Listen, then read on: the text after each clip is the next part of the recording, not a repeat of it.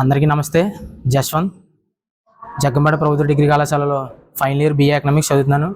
ముందుగా అందరికీ 80వ స్వాతంత్ర దినోత్సవ శుభాకాంక్షలు. మనకి స్వాతంత్ర పోరాటం 3 యుగాలుగా జరిగిందని చెప్పుకుంటారు. అతివాదుల యుగం, మితవాదుల యుగం, గాంధీ యుగం.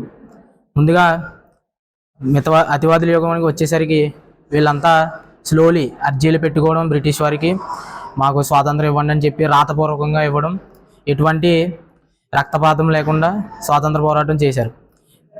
మితవాదుల యుగానికి వచ్చేసరికి లాల్, బాల్, పాల్ వీళ్ళ ముగ్గురు కలిపి ఎలాగైతే పని అవదో మనకి స్వాతంత్రం రాదు, అర్జీలు పెట్టుకున్నంత వరకు మనకి ఎలాంటి స్వాతంత్రం దొరకదు అని చెప్పి దాన్ని చింతిస్తేనే మనకి స్వాతంత్రం వస్తుందని చెప్పి వీళ్ళ ముగ్గురు పోరాడడానికి సిద్ధమయ్యారు.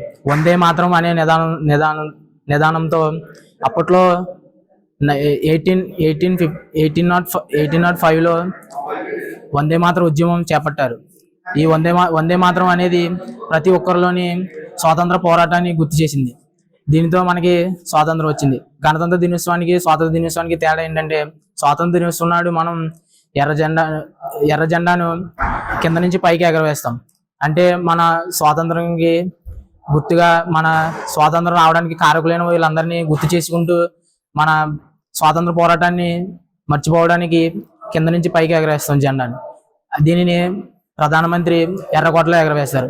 అదే గణతంత్ర దినోత్సవం నాడు మనకి ఆల్రెడీ స్వాతంత్రం వచ్చింది, కానీ ఆ స్వాతంత్రం వచ్చినప్పటికీ మనం ఇలా ఎవరి కాళ్ళు అధికారం తీసుకుంటే సరిపోదు, మనకంటూ ఒక ప్రభుత్వం నిర్మించుకుని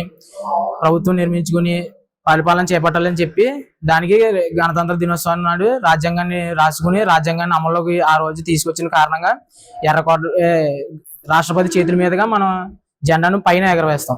అది దీనికి తేడా ఏంటంటే